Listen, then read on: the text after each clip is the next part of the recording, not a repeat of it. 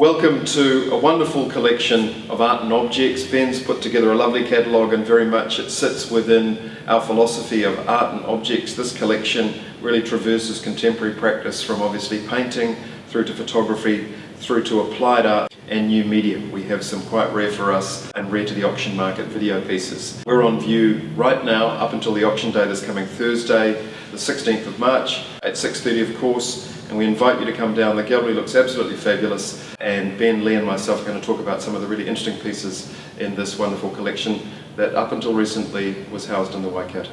We've had some wonderful collections here over the last few years, and this is one that we've all grown to love quite a lot in the last few days while we've been in the company of it.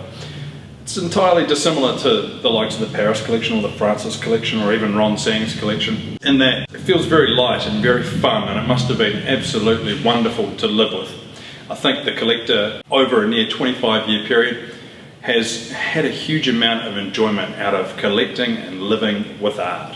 At the heart of it, I think, is this love of medium, of materiality, and when you glance around the room, the depth and breadth of the media is really quite tangible, from video through to traditional oil on canvas, through to type C photographs, through to terracotta, through to perspex, through to felt works by Peter Robinson. There really is something for everything, and I think that's the overwhelming feeling you get when engaging with this collection. There's lots of, I guess, lovely little things, and I think the collector has taken that path rather than sort of setting about trying to obtain, masterpieces or substantial examples by various artists. He has instead opted to pick up a diverse variety of works by many artists, and what's wrong with that? Behind me, though, are three works that I think must be among the earliest acquisitions that collectors made, and in many ways they're among the most important works in this collection. They're three panels, Oil Rig Prisons and Schools by Bill Hammond, of course. 1989 they were purchased from Peter McLeavy Gallery. We've got wonderful exhibition history in Providence. They featured quite prominently in the 23 Big Pictures show. When you look really closely at these works, there's something quite powerful and quite butty. They're quite graphic. You can notice them from right at the back of the room, but when you get up close, they're exquisitely worked in mixed media. There's wonderful elements of ink and wash, but also beautiful draftsmanship and the most wonderful graphite drawing across on this left panel. It works in a way that, for me, encapsulates the collection in its entirety. One of the most charming aspects to this exhibition or auction is the inclusion of numerous objects within the sale. It feels very much to me as though the collector valued the objects just as much as they might have done the more traditional two-dimensional paintings or photographs. There are numerous lovely examples by well-known practitioners, including this treasure trove inside the case and many other things which are dotted around the room. There's a beautiful early example of one of Richard Stratton's teapots, combined with a myriad of other things. Beautiful examples by artists such as Terry Stringer, Martin Popperwell. A wonderful sense of humour in many of the pieces. Catherine Smythe's wonderful watermelon jug, and Mary McIntyre's wonderful little carved and painted sculptural forms, right through to Merrick's Mizzet and a stunning early bronze Brett Graham piece. The collector was also interested in what was going on within their own community, and there are a number of pieces by a local Waikato artist called Jane Siddle.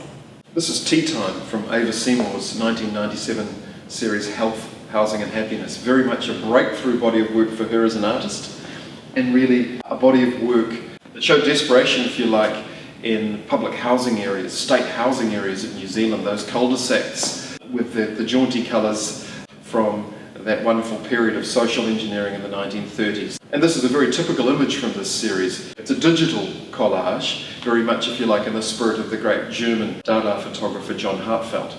This particular one, we see a nondescript suburban street and, if you like, the denizens and the sufferers of this realm.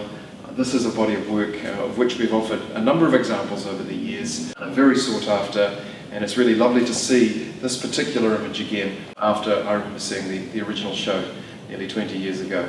The model with which the market uses to value works in monetary terms, starting at the very top with oil on canvas or oil on board, and then down into sort of works on paper, and then from there down into prints, is as ridiculous to talk about as it sounds, really. But what it does do is it affords the appreciant collector the opportunity to buy really great works, sometimes for a lot less money than what they really should. And I think a case in point for a particularly special work by a really great artist is this Shane Cotton behind me. It's a work on paper. It comes from, I think in many ways, the artist's most appreciated period of work from the mid-1990s, the sepia or history paintings. And this one here is inscribed Beauty, signed with the artist's initials, dated 1994.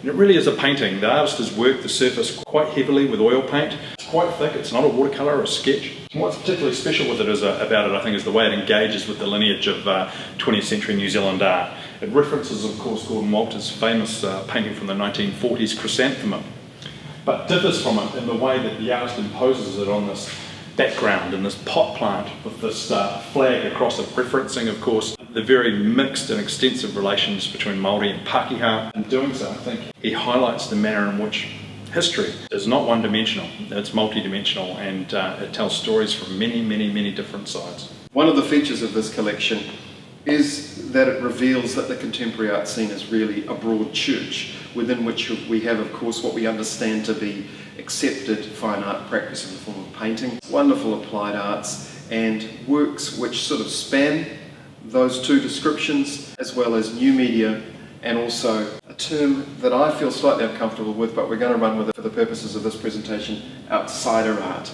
Outsider art is a term that sort of began in the 1960s to reflect a strain of art that rose from what we would understand as folk art.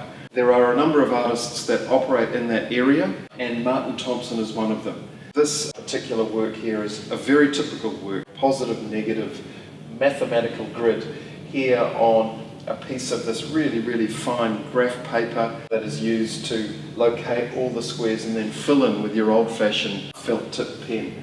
They really are, they're like mosaics, almost Byzantine mosaics. They have an absolutely mesmerising quality to them. But as you get up close and personal with this work, the perfection of the image as it reveals to you at some distance starts to dissolve a little bit as we see a little bit of dirtiness, a little bit of grubbiness in the artist's workings, and a few sort of ticks here as actual portions of the graph paper have been removed with a scalpel.